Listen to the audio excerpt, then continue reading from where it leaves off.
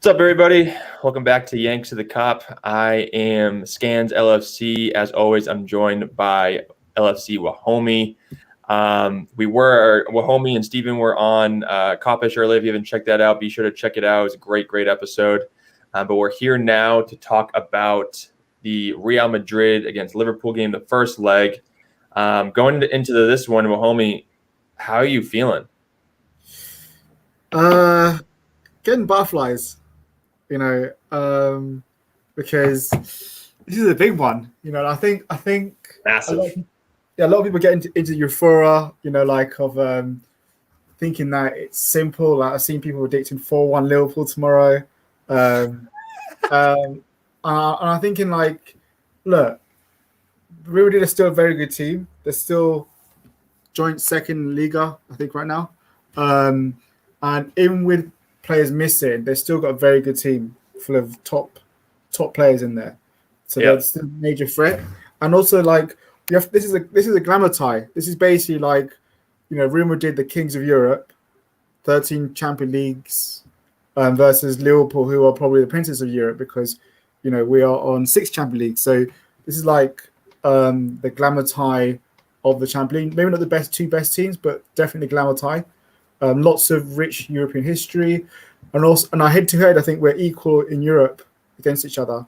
We've won 3, they've won 3, so this is going to be a very difficult game. I mean, not to say that Liverpool can't win, and we have a great evening, we can't win convincingly, but it's just as we're getting closer, I'm just getting those butterflies, thinking, okay, look, this is going to be a huge night tomorrow. And I just don't want. You remember we played Barcelona, and we played amazing. We played amazing in Spain, and we missed so many chances, like at least 4 or 5 clear-cut chances, and came away losing 3-0. Yeah, and we're thinking how the hell did we lose that? It's true. And while we don't have a Messi or Ronaldo anymore to do that kind of damage, but it's still the case of what's Klopp going to play tomorrow? The formation or the lineup, the players. That's why I'm also getting a butterfly, because is he going to play the right formation, the right lineup? But otherwise, Otherwise, game towards the game, I'm just getting more butterflies. I know. I'm getting the butterflies too. I think we all are. We're waiting for it to pop off tomorrow. But one thing I want to add to that is that I think that the English teams have had the Spanish teams' numbers over the past couple of years. I mean, if you look at, obviously, the Barcelona game with Liverpool, this season you had Chelsea beating Atletico Madrid. Last season you had Man City beating Real Madrid. So I don't know if it's the way that we're playing our football, if it's the physical presence of the Premier League against La Liga. Maybe La Liga is just kind of slacking over the past few seasons. I don't know what it is, but like you said, I think that this is still Real Madrid. This is still the Galacticos, still a massive European away leg in Spain. Yeah, they have some injuries. Hazard's not going to be playing. Ramos is not going to be playing. I don't think Valverde is going to be starting, but they're still the Galacticos. They're still Los Blancos, and they're still formidable. They have Zinedine Zidane as their manager, and it's going to be a battle. It's going to be battle throughout the pitch. I don't know what Klopp is going to do. I haven't listened to his pre-match presser today. I'm not sure if he gave away any clues or not.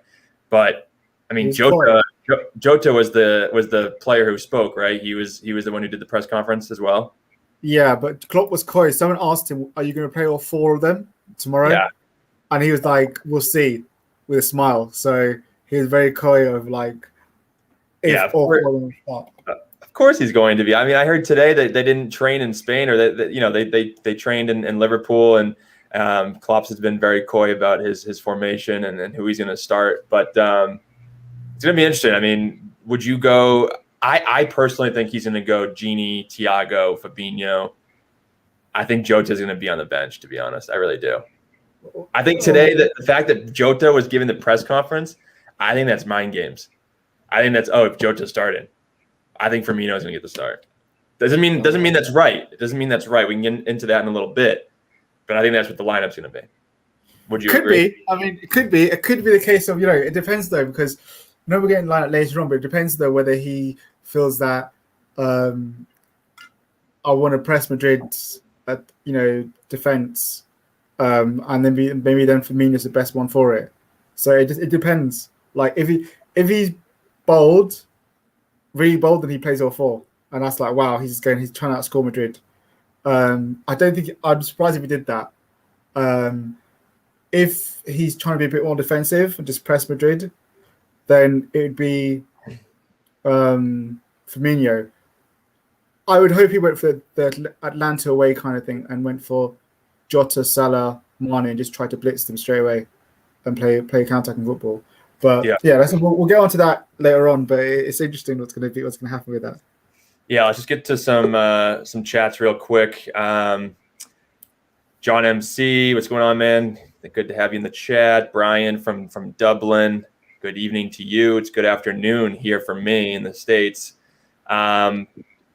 Near Post Podcast, I think it's going to be 2-2 tomorrow. We'll get into the score in a little bit. Brian Connolly said, will Real Madrid have one eye on the Clásico next weekend, especially as Atletico lost at the weekend, which blew open the Spanish title race? Yeah, I saw that Barcelona is only, I think, 2 points behind now, Atletico Madrid. So that's going to be a massive, massive tie in between our two legs. So it's going to be really interesting. What's that? They're playing tonight, Barcelona. They're 0-0, so they're joint points with Madrid now because they're drawing. Right, and aren't they only 2 points behind Atletico right now? Yeah, Atletico on 66, Barcelona now on 63, Madrid on 63. But if Barca win tonight, they go 2 points ahead of Madrid. They go level, right? They go level with Atletico, though? No, 2 points behind them. Okay, so that's what I was getting at. Yeah, so I mean, if they win tonight, they'll be 2 points, and then that's a massive, massive Clásico. So no, and Sophie, looks like Steven just hopped on. Glad to have you in the chat as well. Let's see here. So an 1892 podcast. Good to see you guys again. He said, hey, Yanks of the Cop, hope you guys are all well. Scans, I'm generally hoping Genie starts tomorrow. I definitely agree with that. I think that Genie's going to get the start. Klopp, in terms of his midfield, Klopp always goes conservative in a big game like this. He goes with his most trusted lieutenants, and Genie is probably the most tenured lieutenant at the moment who can start on the pitch. I mean, maybe Milner, but I don't think Milner gets a sniff at this game. He'll definitely be on the bench. But, Steven, you're just coming in now. What do you think? Do you think that it's going to be Fabinho, Thiago, or Genie, or do you think we'll see Keita? What do you think? Yeah, no, I think it's the Genie love. Like Sophie said, no, it's definitely going to be Fabinho, Thiago, Genie. Especially in the Champions League, it's always go with what you know, go with what you trust. Genie is the guy who he trusts. And honestly, I think that combination is the perfect combination to match up against Real Madrid's midfield. When you think about it, they're going to have Casemiro, Kroos, and Modric. Modric and Kroos are much more attack-minded.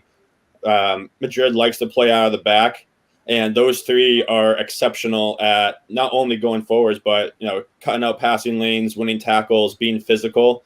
And I think that threesome is the perfect threesome that you'd want to go up against that midfield three of Madrid. Yeah, and Mahomie, just going to Ian Francis's comment here in the chat, he said Genie is massive for tomorrow. His ball retention and his nonstop action will be too much for Madrid's midfield. I mean, we're seeing a lot of people on Twitter and other social networks saying that 4-2-3-1, can see the front four playing together. But I feel like having Bobby in there would kind of throw off the balance of our midfield. The way if we have the three in the 4-3-3, I feel like our midfield is much more balanced with the Fabinho, the Thiago, and the Genie. I mean, would you agree with that? Yeah, I think so. I think if he went all four of the forwards, then I think that's quite bold. Yeah, and it could leave us overloaded midfield because it'd be 3 against 2, even if Bobby's dropping deep.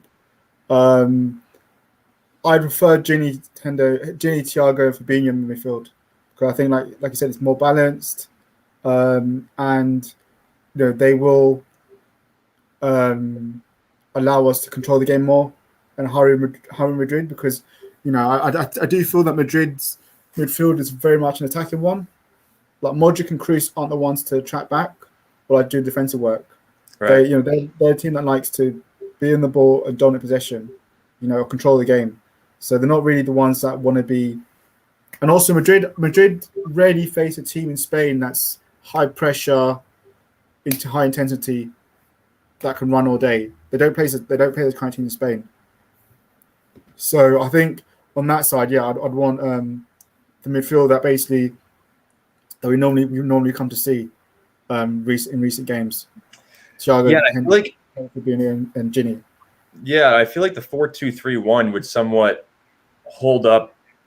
It put some kind of like a rein, the reins on Thiago a little bit. It would limit his attack. It would limit his freedom. Whereas the 4-3-3, if he moves up in the attack and finds some open space, you have Gini and Fabinho to kind of slide in and provide that balance. If the 4-2-3-1 is going, we don't really have that as much. We don't have as much experience with that formation, and against a big team and a very formidable opponent like Real Madrid, and having guys like Toni Kroos, Luka Modric in the middle, any imbalances that they find in the opposition, they're going to exploit it. Definitely. Mm-hmm. How big do you guys feel Ramos being injured out? For Madrid is tomorrow. It's massive. I like. You can argue that he's taken a step down, maybe a little bit, like talent-wise, but he is Real Madrid. He is their leader. He still scores a lot of goals for them too, and just having his vocal presence in the back, I think, is massive. And I think I saw a stat that Real Madrid's never lost two legs in the Champions League when he's played both legs. I could be wrong. I could be wrong on that, but I thought I saw a stat along those lines. And if that's the case, Real Madrid cannot be slept on. If you want to sleep on him a little bit now because Ramos is in there, I get it. But his impact is massive. And it seems like too, especially the bigger the game, the bigger the player he is. And I think he definitely would have been up for the challenge, for these two games.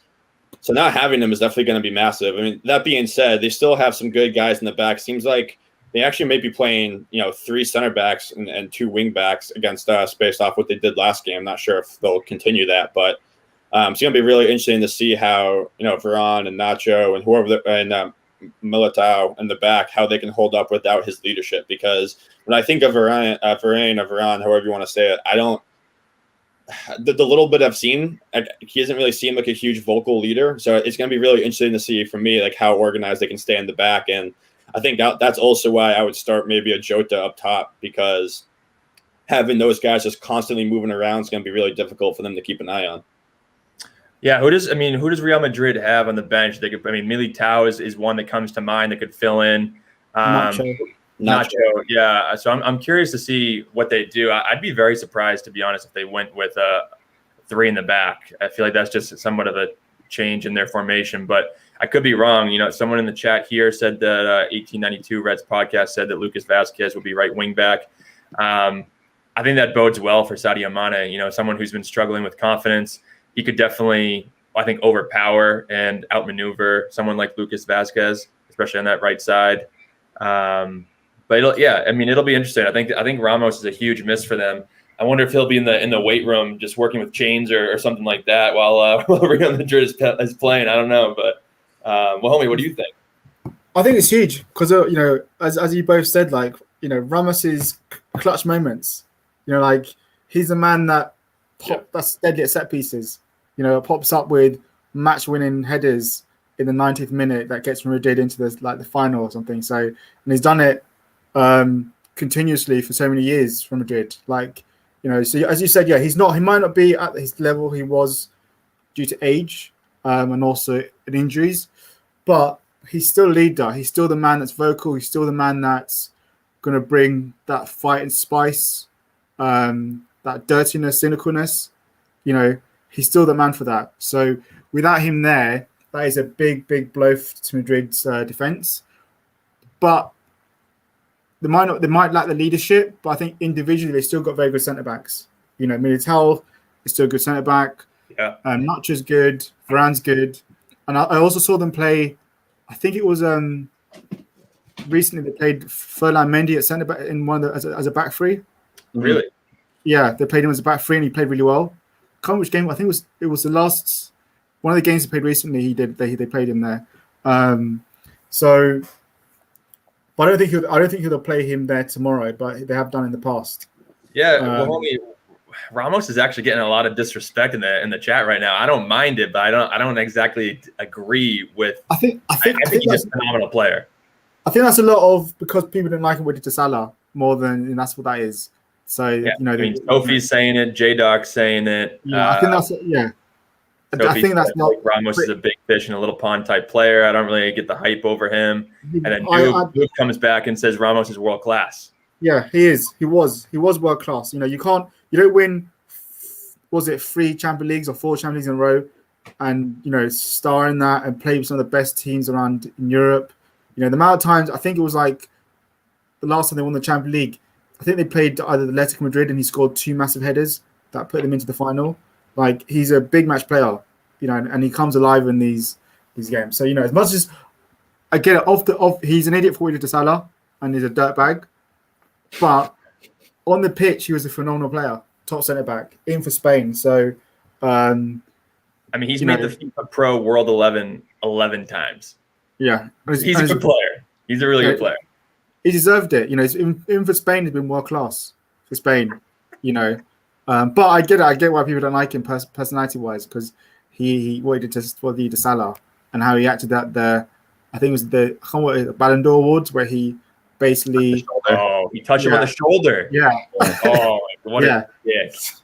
So I get why people don't like him, but one of the things about Ramos though is that, like, I know he had the bad tackle on Salah, but that's why he gets a lot of red cards. Is he does things like that, and more often than not, he has gotten a lot of red cards, but more often than not, he gets away with some of that stuff, and he knows what he's doing. I mean, I'm not saying that he's purposely injuring guys, but he's purposely kind of playing some shithouse football, like Ian Francis just said. Like he's trying to do things to get in the heads of the best players on the other team. And honestly, I did the same thing when I played center back. I always try to take a shot at a couple people, not to injure them, but to get them pretty good and get in their head and get them the game. Yeah, just rough them up a little bit, but so I think that's going to be a huge thing for them. He is also just like one of their physical enforcers, and they do not have a lot of that on their team. Again, think about the midfield. Like, Casemiro is pretty good, but Kroos and Modric are very, very soft. Benzema is a hard worker, but the 2 wingers, or if they play a 5-3-2, it's going to be Vinicius Jr., like very soft, more pacey guy. So I think that's a huge advantage for us, not having them in there and that physicality. Maybe a Nat Phillips header goal. I don't know. Yeah, good stat here from 1892 Reds podcast. 72 goals for Real Madrid for Sergio Ramos as a center back. He's had a long, illustrious career, but that's pretty astounding. 72 goals from a center back position. But going into this game, we've talked about it a little bit here and there. I think you guys talked about it on Kopish earlier. But what are some big threats of Real Madrid that you guys are worried about? I've been pretty vocal about Benzema. I think you guys said earlier that Arsenal was a big test for the center backs of Liverpool yesterday or 2 days ago. But Benzema is a completely different animal. In my opinion, he is top 5 in the world and as a striker, and has been for the past 5 to 10 years, or however long he's been at Real Madrid, 7 years maybe. What do you guys think? Yeah, I think the back line against Vinicius and Benzema is one of the biggest ones. And Drifty made a good point. Benzema, his movement is incredible. And what I'm worried about is Kabak and Phillips getting undisciplined at times and getting drawn out too far, or leaving the gap in the center of the field, or Trent getting stuck up too far and not being able to catch up with Vinicius's pace on the outside. But the thing is that almost at every single level, there's going to be some key matchups. This game and this matchup is going to be so much fun, because you have the Benzema against the center backs, you have Vinicius against Trent, Fabinho and Thiago versus Kroos and Modric. That's going to be a massive game as well. If even Wijnaldum versus Casemiro, like, every single matchup in this game could be very, very good. Oh my! This is incredible. This is incredible. That is amazing. What a reference. 1892 podcast. You guys are awesome. That is fantastic. Well done. If I could give points away, that would be a point right there at 1892 Reds podcast. But everybody's agreeing with me. They're saying Benzema is a danger man for Madrid. Dave's LFC chat. Good to see you, Dave. He said Benzema is a danger. Benzema will be a threat, but we have Virgil van Phillips and Joe Kabak. Homie, are you worried about Benzema? Yeah, you got to. I think obviously since Ronaldo left, Benzema's kind of picked up the handle and has run with it. And as you can't dispute the fact that he's got 17 goals this season. He's been electric for Real Madrid, and he's carried their fight for them. So I was looking at some of his goals of the 17 he's got. He's got 7 headed goals, so you can see that he's a threat from headers. Mm-hmm. He's got 2 counter-attack goals, 10 right-sided goals, and then 5 left-sided goals. So most of his goals are from head or from the right-hand side. So I think we have to be mindful of that when we're playing them. The fact that that he is good in the air and he has got exceptional movement. So I think he's going to be a massive threat.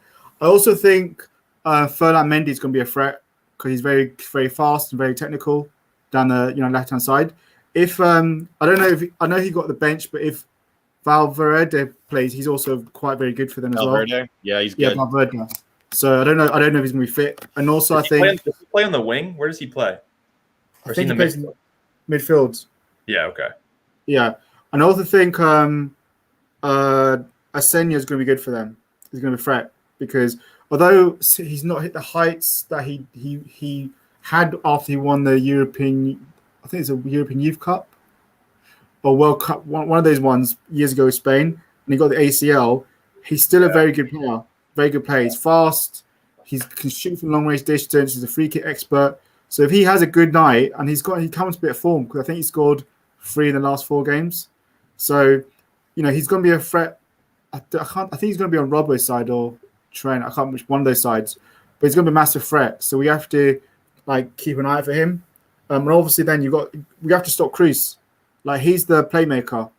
He's the the world class playmaker like Thiago, and you have to stop Cruz. You can't allow him timing the ball to pick up passes or dictate the game because he'll kill you. So I think those are kind of key, are going to be the main key areas that we have to be mindful of. What do you think, Stephen? Yeah, no, I mean, I kind of said, I think that Thiago Fabinho matchup is going to be huge. Also though, I'm really curious. I want to see how Salah does as well because he's going to be he'd be on Mendy's side on that side. So can he track back and stick with him? But also too, he did play well against Arsenal, but it did take for Kieran Tierney to come out of the game for him to really start taking off in that game. So that's going to be key too. And also is Jota going to start? That's going to decide a lot for me too, because if Jota starts, I just think the movement of the front three is going to be very difficult for Madrid to keep up with. Whereas if Firmino comes in, it's still going to be tough for Madrid to play out of the back like they like to. But I just think Jota starting and having Robertson and Trent to have a true striker who has a very good header as a target guy, that could be tough for that Madrid back line because he's playing with a bundle of energy right now and he's so quick that he's hard to keep up with. Yeah, no, I mean, I agree with that. And Steven Stubbs had a good comment here. He said, Benzema is definitely the danger man, but I'm feeling confident. I think our midfield will be too much for Madrid. Fabinho is all the difference, and he is different gravy. I mean, having Fabinho back in midfield has been a godsend for us. You've seen it in the results. You've seen it in the chemistry in the midfield. And even just having actual center backs playing that position is massive for us. But do you think Fabinho is the difference in our midfield tomorrow against Kroos and Modric? Yeah, I think it is. I think when Fabinho went back into midfield, you saw what he did for everyone else. He gave stability to the centre backs, allowed them to play more confidence, more protection. He also gave freedom to Trent and Robert to push further forward, knowing they got Fabinho sat there doing the defensive work. He also is very good at creating chances, as he did with Salah's goal against Arsenal. And he made Thiago come alive. Thiago doesn't have to sit back and worry about having to protect the defense anymore. He knows he can do his pressing and tackling high up the pitch. So I think he is key. I think we saw even against Arsenal, a lot of people went into the Arsenal game thinking is Odegaard going to run the show? And Fabinho just snuffed him out. Snuffed him out. So, obviously Kroos is way, way a bigger level than Odegaard. So it's kind of just wondering, it's going to be Fabinho versus Toni Kroos. And if he can come out that battle, and stop Cruz, it goes a long way to dominate midfield battle, because that's where I think for me the game's going to be won. Is like who comes out on top of my midfield battle. Is it going to be us or Madrid? And I think that's the key. If Fabinho, Gini, and Thiago can outrun them, bring that hunger, that energy, that desire. Yeah. I don't think Madrid are going to have that kind of fight in terms of their midfield players, because while they're all top class players, I just don't feel that Madrid players in midfield are the ones that like to do defensive work or like to be rushed and pressured. They like to have time in the ball and dictate it. And I think it's going to be different coming up a team that can do that relentlessly. And there's no one really can press as much that Liverpool can do it and do it relentlessly for the full 90 minutes, like how we can do it full throttle. Mm-hmm. That's why I think that Gini Wijnaldum has to start. I think that when you look at a guy like Luka Modric, he has an engine almost like no one else in the world. The only one that can really rival him, in my opinion, is Gini Wijnaldum. And Luka Modric always seems to – he's kind of like a Gundogan in a sense, or I guess maybe Gundogan's more like him, but he always seems to pop up in the right locations. So we need our midfield, especially Gini and Fabinho, to be able to track those two guys. And I think, if we can do that, then the game will 100% be won. But even more importantly, I think, is that this game is a massive game for Trent Alexander-Arnold.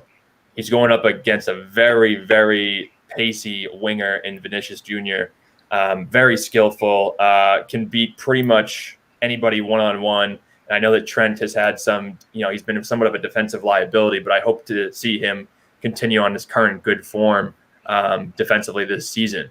Mm-hmm. But I think that he has a chip on his shoulder right now, and he wants to prove to the world, to Southgate, to the English media, to everybody that he is still the best right back in the world. And what better game to do it than against Real Madrid in the Champions League? So I think it's a massive game for Trent. I'd like to see Robertson have a good game. I think even against Arsenal, he did okay. I feel like his crossing has been off since almost like the new year. I feel like he hasn't put in that many good balls recently. So I'd like to see him be effective on that wing as well. Yeah, no, it's a good point. And, the chat's on fire. You guys keep it up. We appreciate you guys. And if you haven't yet, hit that like and subscribe button. You guys are awesome. But Steven Stubbs here, I think, Fabinho gives, the freedom for Thiago to play his game. No coincidence. He's been up running in the midfield, and it takes Thiago more effective. And getting the balls up to our front three earlier will be key. Yeah, it's 100%. Fabinho also just gives the comfort to Kabak and Phillips as well, just having that security blanket in front of them. But no, absolutely, it allows Thiago to do what Thiago does best, and that's being a deep line playmaker and having the freedom to get forward at times. Ian Francis, though, yeah, spot on. Gini is a key for us too. Engine and ball retention is so important. And I think Dave in the chat said earlier, this game is going to be won and lost in the midfield. Whoever's midfield can comes through, and that's why I think that a midfield of Thiago, Gini, and Fabinho would be the most ideal, because their ball retention is so good. They all have high motors. Thiago, Fabinho, they're not afraid to go into a tackle. And Gini is very good at just knowing what passing lanes to cut out. So if they have to make an extra 2 passes to get to what they want, he's very, very good at doing that. So that's, if we can shut down that middle lane, shut down that spine, I think we'll be in really good shape, because Kabak and Phillips have proven that they can win any header that comes into that box. So I want to make them play that way. Yeah, I think Nat Phillips would rather die than lose a header. So we saw that against Martinelli against Arsenal. Yeah, he cleaned out Martinelli. He was perfectly fine out there. Unbelievable. But hey, let's in terms of the scoreline, we can get to the actual scoreline in a bit. But what's more important for you guys tomorrow? Would it be a clean sheet away to Real Madrid or an away goal? I think for me, we have to get an away goal tomorrow. Because I think it's going to be, because the way I hesitate because of our Anfield record, I don't know if that's going to travel into the Champions League, So for me, we have to score. I think for me as well, the first goal is going to be crucial.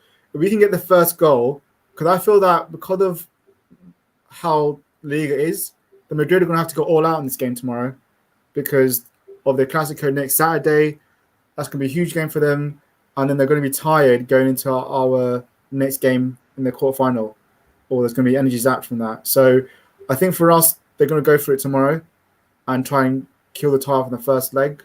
So for us, the first goal, we can get the first goal tomorrow. That's going to be huge, and it's going to open up the game because Madrid are going to have to come at us and attack us. Yeah.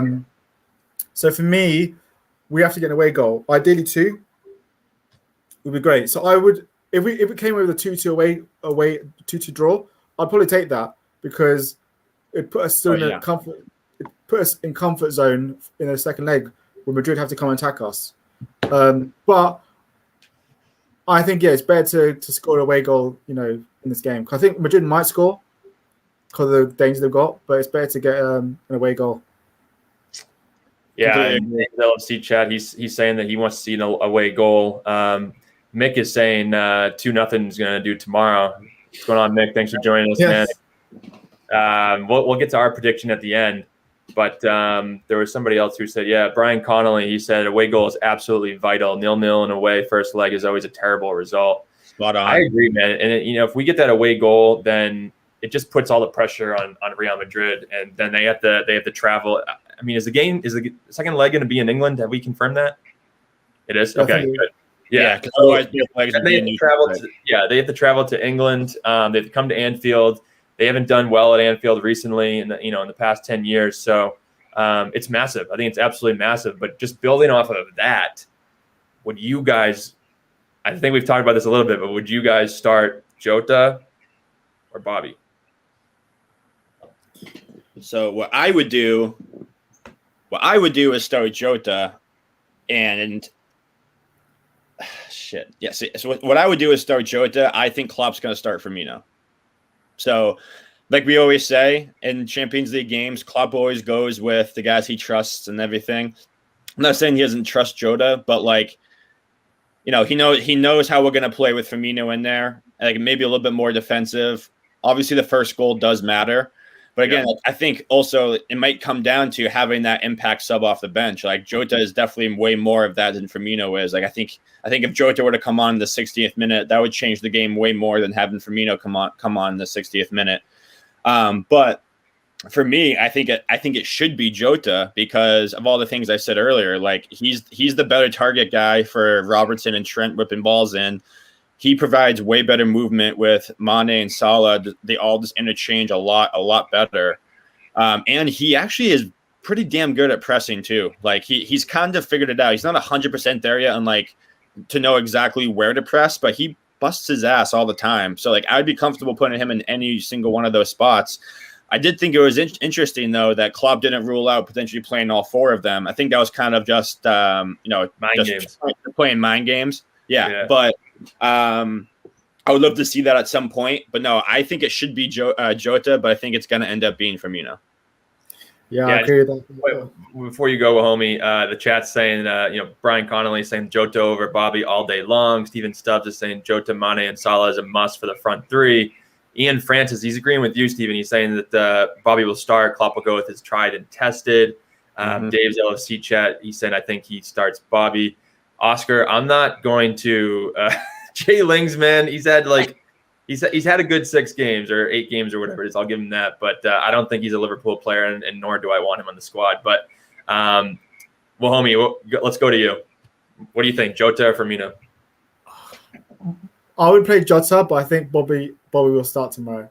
I just think that Klopp is going to go defensive and look to press Madrid. Defense because they'll have to play at the back, and he'll go for Jota in the second half. And I think that's where he's going to go. Obviously, for me, I'd prefer Jota to start. I'd prefer us to do what we did against Atlanta, where we just crucified them in the counter attack. Because everything that Steven said, I think you look in the first half against Arsenal, the front 3 didn't look that good. We missed so many chances. Bobby was dropping so deep to pick up the ball in midfield. It just didn't work, and obviously then it meant that Salah and Mane were, not, obviously they were being marked out and they'd obviously made loads of ball decision making. And then when Jota came in the second half, they all came alive. Yeah, they all started clicking, combination, link up play, everyone came alive. So, and also, with Jota there, they can interchange. So you can see Mane go in the middle, Jota going wide, and we don't get that with Firmino. So, but like I said, I feel that it will be Bobby starting tomorrow. So, yeah, that's what I think it will be Bobby tomorrow. But yeah, I would have preferred Jota. Yeah, I think it's tough because I think Jota definitely deserves the start. And that's what Noob is here. He's saying. Steven Stubbs is saying that Jota is more of a goal-scoring threat than Bobby, as much as he loves Bobby. Mm-hmm. Yeah, I actually thought that Bobby played really well against Arsenal. I thought it was his best game in the past, 5 or 6 games. His touches were on.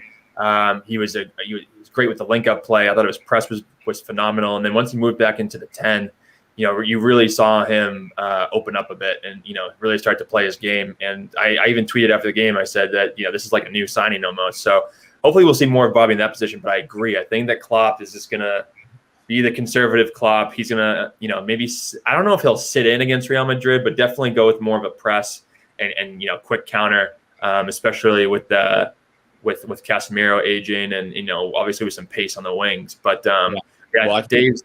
Yeah, go ahead, Steven. Well, I was just going to say, I think how Klopp lines up is going to dictate very much so how he plans on, what the tactics are for the game. Because I think if he starts Firmino, he's going to just rely on us wearing out that midfield, making them work for every inch. And almost, I don't want to say like playing for a tie for the first half, but just kind of seeing what we got with Real Madrid, make them work for everything. And then the second half, then you bring on Jota at some point to really just go out and kill him. Whereas if he starts Jota, I think it symbolizes that he understands the importance of the first goal and to go out and get that first goal and put the pressure on them early. So I think depending on who starts is really going to dictate what we can expect to see, because we know that we are a much better second half team. So I think if Firmino starts, then you can expect us to try to just weather the storm in the first half, make them work for everything. Not give them anything, make them break us down, and in the second half we go out and attack them. Yeah, it's gonna be interesting. It's gonna be definitely interesting.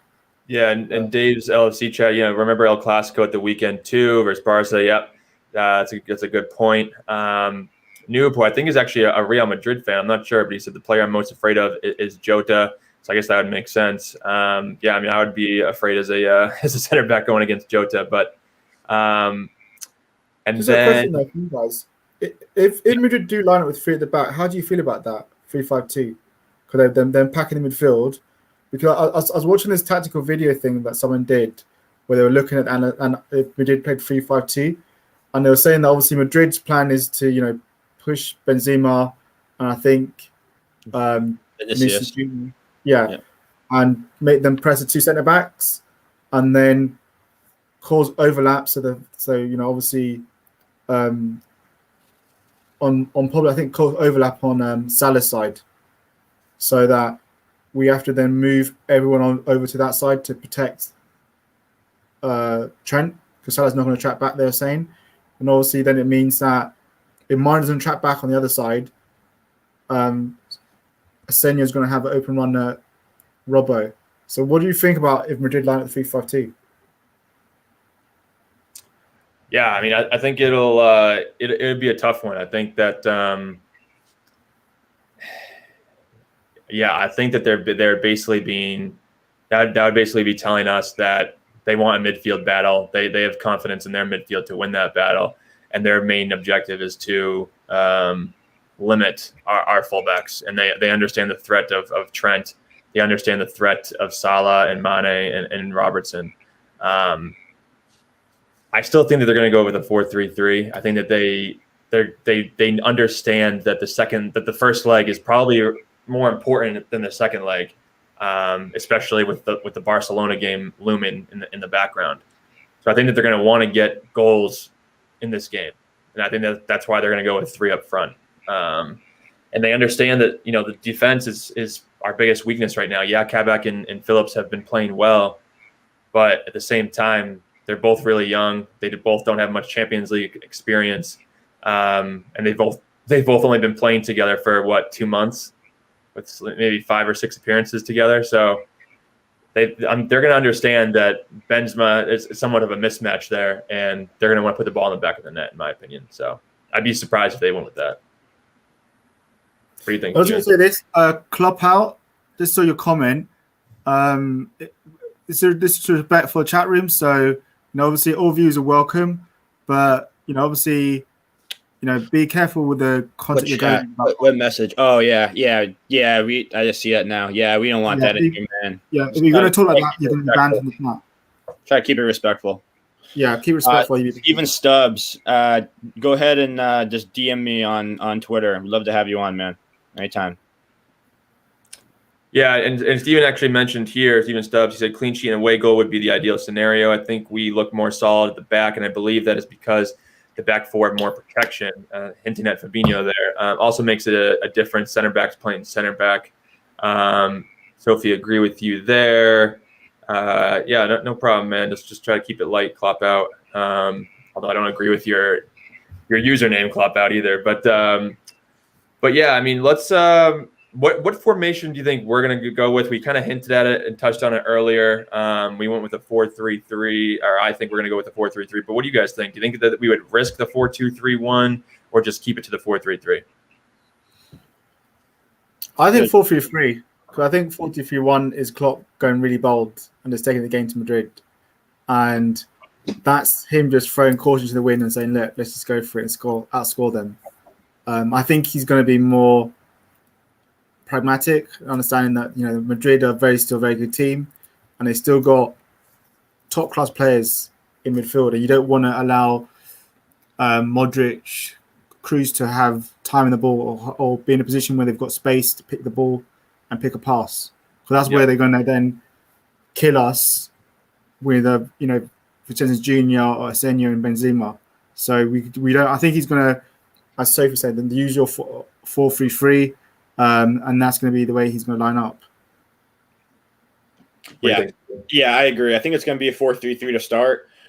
Depending how each game unravels, I wouldn't be surprised if we kind of move to a more of a 4-2-3-1 approach, depending if we're chasing the goal or anything like that. But ultimately, no, I think a 4-3-3 is what got us here. You don't abandon it now and completely change the wheel. So I just think it'd almost be too cute of Klopp to change it now.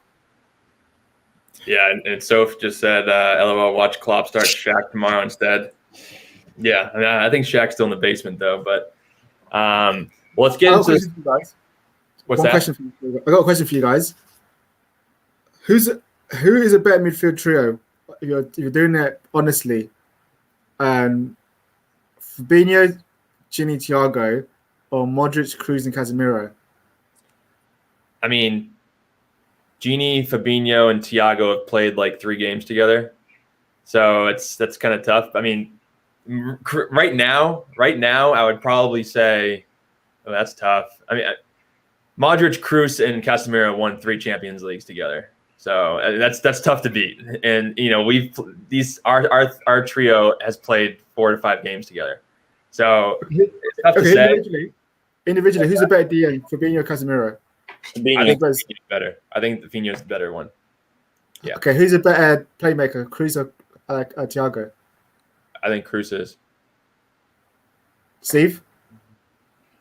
See, I don't know. I think I would compare. I don't know. Maybe I think I would compare Thiago more to Modric myself, but maybe not. And that I'd probably say Kroos if we're talking about going forwards, but I think Thiago offers more defensively.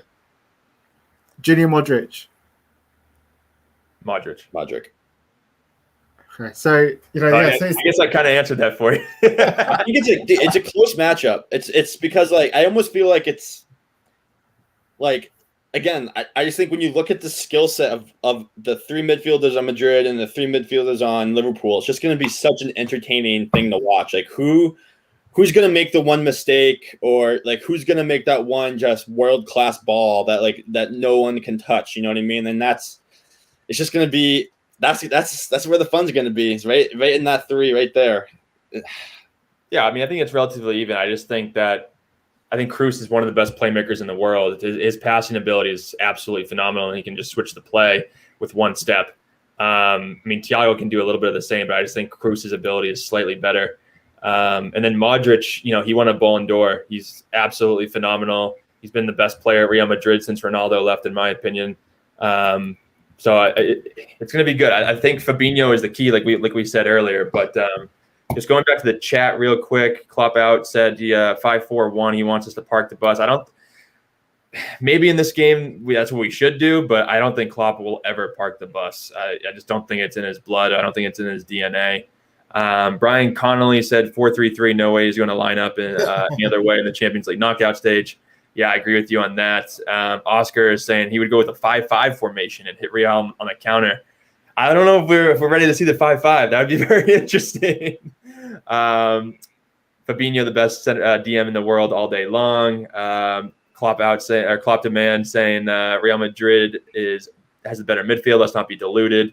Let's see. Modric, Cruz, and Casemiro are the superior midfield trio. LFC Wahomie, let's not get too cocky just yet. Woo! Coming at Wahomie now. I would say Fabinho is better than Casemiro. Cruz and Thiago is a toss-up. I think they do each other because they're both world-class. There's not much between them. The only one where I'd say Oscar Marcus is totally right is with Modric and Gini, where there's clear Modric the winner. Otherwise, the other two, I wouldn't say the other two as clear cut, except for Fabinho and Casemiro. I think because Casemiro is good, but I think he's made it look good in the Madrid team he's playing in, where they've won so many things. So he's looked better than he has been. Club to man, who's better, Nat Phillips or Ramos? You mean Felix Maldini? Yeah, I love it. All right, well, before we move on to our final predictions, we wanted to try a new segment today for the chat. We're going to do some trivia questions. I think Wahomie has some questions for everybody. Yes. And Wahomie, how many do you have? Only 3. All right, 3. So we'll see who gets 3 out of 3, 2 out of 3, or 1 out of 3. Who gets the most, and they'll be deemed the winner, and maybe they can reclaim their glory in the next video. But question 1. Question 1. Does pineapple deserve to belong on pizza? I thought this was going to be about football. Does pineapple belong on pizza? I mean, I love it. I absolutely love it. I do too. I'll always eat it. I think it's awesome. Yeah, it's great. But we're American. No. I agree with Sophie. Pineapple does not belong on pizza. Why do you think it belongs on pizza? It's fucking delicious. It's just good. You have mushrooms on pizza. Mushrooms are terrible. I'll disagree with that. You have anchovies on pizza. You have fish on pizza. Hey, come on. I know. Pineapple pizza? I don't think so. Not for me. The chat disagreeing. Oh, okay, Klopp out. We agree on that one, man. Sophie 1-0 bullshit. Next one. Question 2. Favorite cartoon kind of animation between Family Guy, South Park, Simpsons, American Dad. Oh, South Park. Definitely. South Park is just, don't get me wrong. Family Guy, when it first came out, was so good. But South Park, for me, I can just turn on any episode and laugh my ass off. The other show I'd throw in there, though, is Rick and Morty. Rick and Morty is top of the line stuff. I love South Park, but I think I might have to go Family Guy. Like, I am just always laughing at Family Guy. Stewie might be one of the funniest characters of all time. And the flashbacks, the random flashbacks are just phenomenal. Like, always in tears laughing. Oh, Brian Collins will Simpsons all day long. I'm Family Guy, but Brian, I'm just saying that Klopp out says South Park. Brian Collins Simpsons all day long. I didn't think Simpsons, but I think Family Guy is just more funny. I love Stewie and Brian's relationship. I think that's great.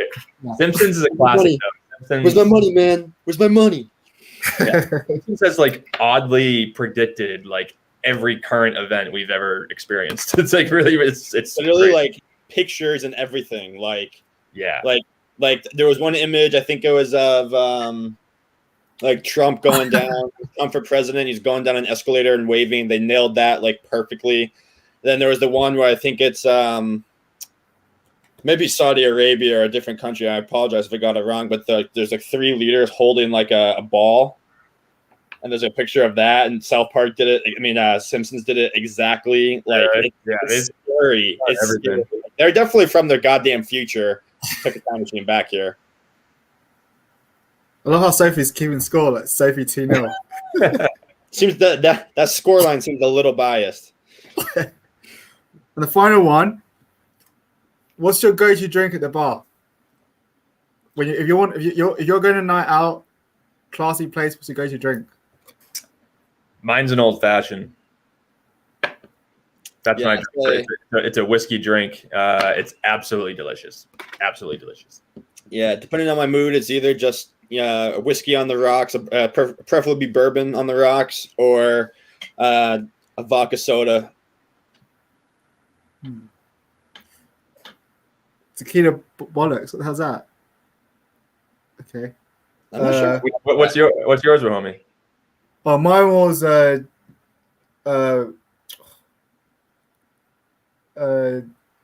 it's changing. Before it used to be JD and the Rocks, or sometimes I just like Scotch. I grew into Scotch quite a lot. Ooh, yeah. Scotch is too smoky for me. That's too smoky for me. I will say though, when we go to the Liverpool supporters bar here in Boston, if I'm down in beers. The only beer I'm down in is Carlsberg. That's for sure. Yeah, the man says he wants a Dom Perignon, as if I made that kind of money. Yeah, well, no. So someone asked in the last video. I think you had to leave. He had to jump off earlier. And they asked when we be coming to England, and we said that we'd all meet at a bar or something. That you'd get the first round. So yeah, first round of me. Yeah, first round of me. Yeah. Oscar Marcus, my go-to drink is water. Hey man, I'm a hydrated myself. Water all day. Love me some water. There's nothing. The best water that you can get actually is like when you're playing footy and your team has like the big water jug on the side, and then you have one of those clear plastic cups. That is when the water hits the best. Like that is the best water in the world. There's no water that tastes better than that water coming out of that jug going into those little tiny clear cups. Amazing. That's so random. You're not a water drinker like I am. You want to understand? I do love rum and coke. I have to agree with that. Yeah, rum and coke. Yeah, that's a classic. Yeah. All right. Well, I like that segment, man. We're gonna start adding that to the shows. But let's end with our predictions for the match. The big match tomorrow. Real Madrid at home to Liverpool. What do you guys think? Steven, let's go with you first. Well, homie's going to be thinking about this for 5 minutes. I'm going to keep it consistent with what I said earlier on Kopish. I'm going to say 1-1. I think Benzema gets one, and I think Salah gets one for us. And I would 100% take that going into the second leg. Yeah, on Kopish, I said my heart says 2-1, but my head says 2-2. Oh, man. I think it's... Wait. Who's your goal scorer, homie? Goal scorers. Goal scorers. I think Salah definitely scores one, and I think Mane breaks his duck. I think this is a night when Mane comes alive, like he did against Bayern Munich a few years back. I would absolutely love that. I'm going to go with 2-1. I think it was a popular score line in the chat. I'm going to agree with that. I think it's going to be tough to keep Benzema off the score sheet. So I think he's going to get one. I think that we do get the first goal. I think Salah does get it, and I think Jota gets the second in the second half. But going to the chat, Steven Stubbs thinks it's going to be 3-1 Liverpool. Ian Francis 3-1 Liverpool. Brian Connolly 2-1 Salah, both goals. I like that. Klopp out is saying if he's being realistic, he's going to go 2-0. Ian Francis, Mane 2 goals. Jota 1. Oscar 3-2 Real Madrid. Someone asked, Oscar asked, what's your favorite food? My favorite food, Mexican. Mexican food is phenomenal. Absolutely. Yeah. Great choice. But yeah, do you guys have anything else you want to cover, or should we close it out on that? The cover, nothing really. I think just make sure you tell everyone else to subscribe to Young to the Cop. Tell your friends to. Yeah, and honestly, the chat, you guys were on fire today. This was awesome. You guys were just nonstop. We appreciate it. And hopefully you're all hopefully we'll all be back tomorrow after Liverpool win. We're good. Yeah, well, we heard Smash that. the like button. Smash the like button. Hit the like and subscribe. But thank you all for joining us. Up the Reds. We'll see you tomorrow. Up the Reds. Reds.